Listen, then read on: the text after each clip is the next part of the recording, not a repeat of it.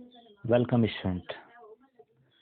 आज फिर से एक नई वीडियो लेकर के आप लोगों के सामने उपस्थित हूं और आज आप लोगों की क्रिया विशेषण की पार्ट नंबर 2 वाली वीडियो है। ये आप लोगों के सामने पार्ट नंबर 2 वाली या पार्ट 2 वीडियो है, ठीक है ना। इसमें अगर मैं बात करता हूं तो क्या हो जाएगा, सबसे पहली चीज की जो बचा हुआ पार्ट था वो आप लोगों का लेकर के चल रहा हूँ क्रिया विशेषण में। इसके बाद कुछ प्रैक्टिस से क्वेश्चन है, 4-5 क्वेश्चन है, वो देख लेंगे, फिर उसके बाद नेक्स्ट टॉपिक पे बढ़ेंगे, ठीक है। देखिए, और प्रॉपर तरीके से आई होप दैट की क्लास आप लोगों को मिल रही होगी। अगर नोटिफिकेशन नहीं जाता होगा तो आप लोग नोटिफिकेशन बटन को एक बार चेक कर लीजिएगा, ऑल पे क्लिक कर लीजिएगा।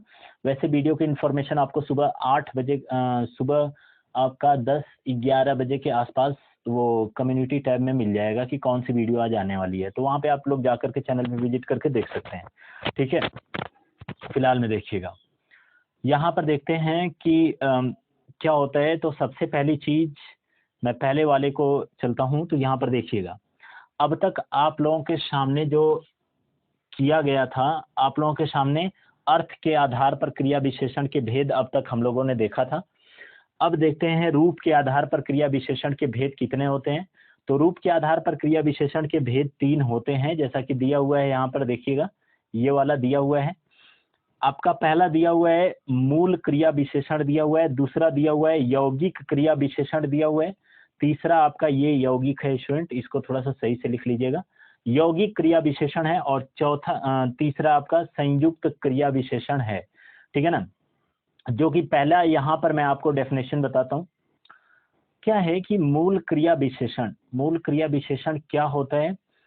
तो जो शब्द दूसरे शब्दों के मेल से नहीं बनते हैं, ठीक है ना, जो शब्द दूसरे शब्दों के मेल से नहीं बनते हैं उन्हें मूल क्रिया विशेषण कहते हैं।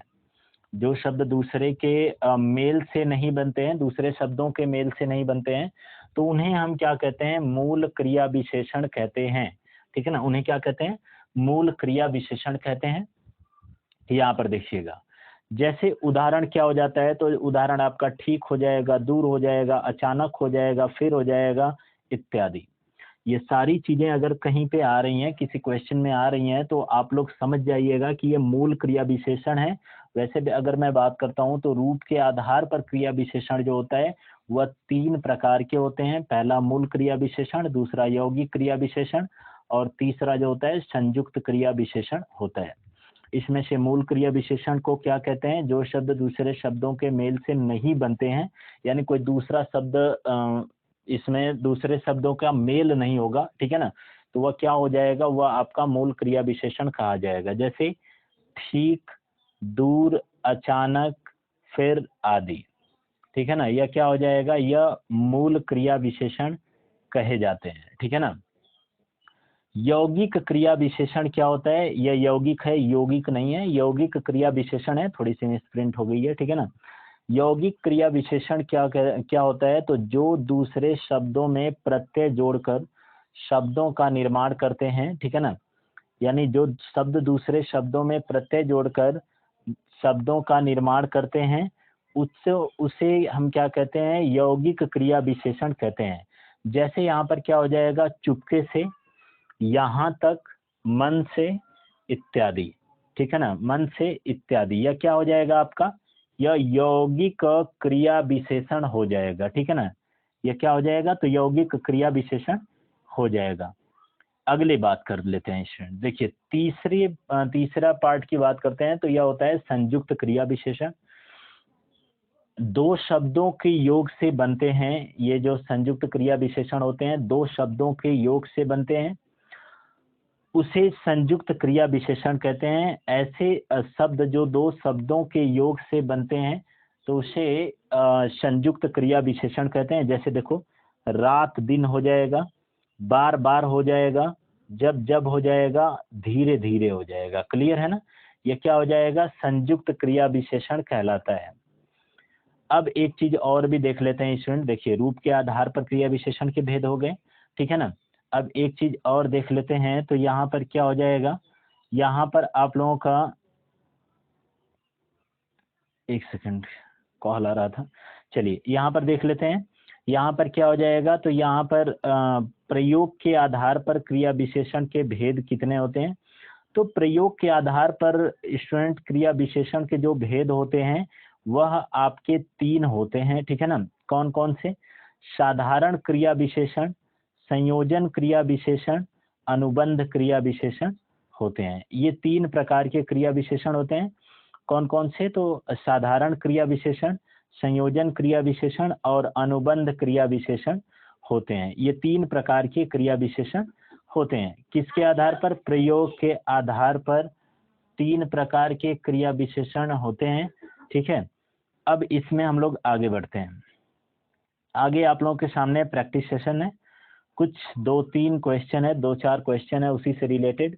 जैसे अगर मैं बात करता हूं तो क्रिया विशेषण होता है, क्रिया विशेषण कौन सा शब्द होता है भाई? विकारी होता है, अविकारी होता है, ए और बी दोनों, इनमें से कोई नहीं, ठीक है ना, इनमें से कोई नहीं। तो इनमें क्या हो जाएगा? क्रिया विशेषण जो है वह अविकारी होता है। क्रिया विशेषण क्या हो जाएगा? यह अविकारी होता है, ठीक है ना। क्रिया विशेषण क्या हो जाएगा? अविकारी हो जाएगा। अब बात आगे चलते हैं, क्वेश्चन नंबर 2।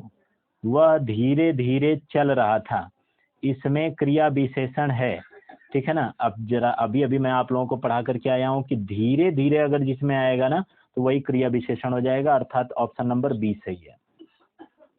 अर्थ के अनुसार क्रिया विशेषण के भेद होते हैं, कितने होते हैं? तो अर्थ के अनुसार क्रिया विशेषण के जो भेद हैं वह कितने होते हैं? तो वह 4 होते हैं, ठीक है ना। अर्थ के अनुसार क्रिया विशेषण के 4 भेद होते हैं, ठीक है ना स्टूडेंट। अर्थ के अनुसार क्रिया विशेषण के 4 भेद होते हैं।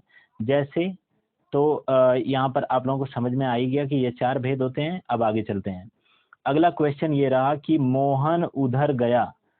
मोहन उधर गया, यहाँ पे फुल स्टॉप रहेगा, ठीक है ना। फुल स्टॉप मतलब खड़ी पाई जिसको बोलते हैं हिंदी में, ठीक है। मोहन उधर गया, यह क्या हो जाएगा? इसमें शब्द का क्रिया विशेषण है, ठीक है ना। मोहन उधर गया, ठीक है ना।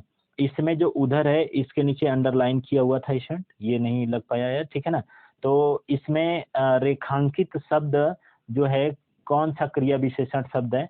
तो इसमें जो होगा, देखो उधर, उधर का मतलब इधर उधर जब भी आएगा तो वह क्या हो जाएगा? स्थानवाचक क्रिया विशेषण हो जाएगा, ठीक है ना। सो आज के लिए इतना ही स्टूडेंट। आशा करता हूँ आप लोगों को वीडियो पसंद आई होगी, और वीडियो अगर पसंद आई होगी तो आप लोग चैनल को लाइक शेयर और सब्सक्राइब करके जाइएगा। सब्सक्राइब तो कर दीजिएगा स्टूडेंट, क्योंकि बहुत मेहनत लगती है, 2-2 3-3 घंटे लग जाते हैं पीडीएफ बना करके उसके बाद आप लोगों को क्लास अपलोड करने में, ठीक है। तो मेहनत को देख करके आप लोग कम से कम चैनल को सब्सक्राइब और लाइक कर दीजिएगा। मिलते हैं कल वाली वीडियो में, तब तक के लिए धन्यवाद।